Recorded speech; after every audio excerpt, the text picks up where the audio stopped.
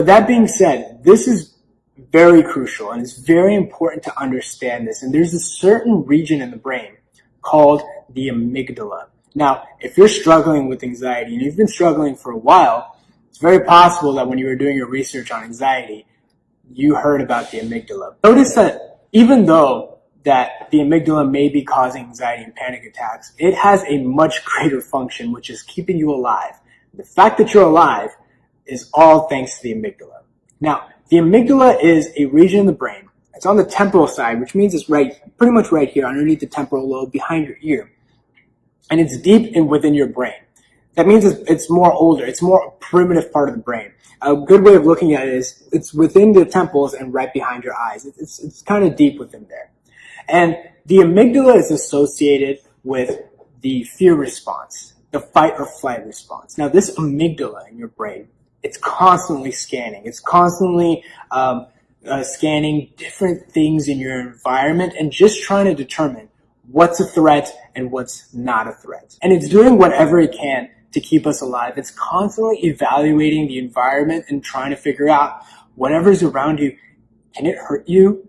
You know, is it something bad that can happen, or is it just completely just fine? It's, you know, nothing too serious, you know, just keep going.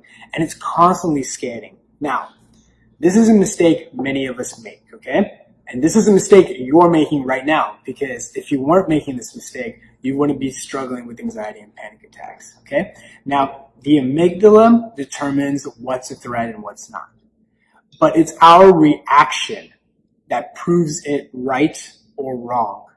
Now, this is key, and this is so important for recovery that if you gloss over this, if you don't fully understand this, you'll just have a lot of bottlenecks and you won't be able to, you know, get to the next stage of recovery. It's our response to the amygdala that proves it right or wrong. So if it considers something a threat, if we respond to that in a way that proves that it's a threat, well, then it reinforces the amygdala. And it reinforces that specific scenario, that specific situation as a threat. All right, I hope you really enjoyed that video. If you really want to know how to overcome anxiety, panic attacks, derealization, depersonalization, I have a free book that shows you step by step how to get out of this. This is something I wish I really had during my recovery journey, and I created this so that at least it will help you on yours. So the link to that is in my bio. Check it out.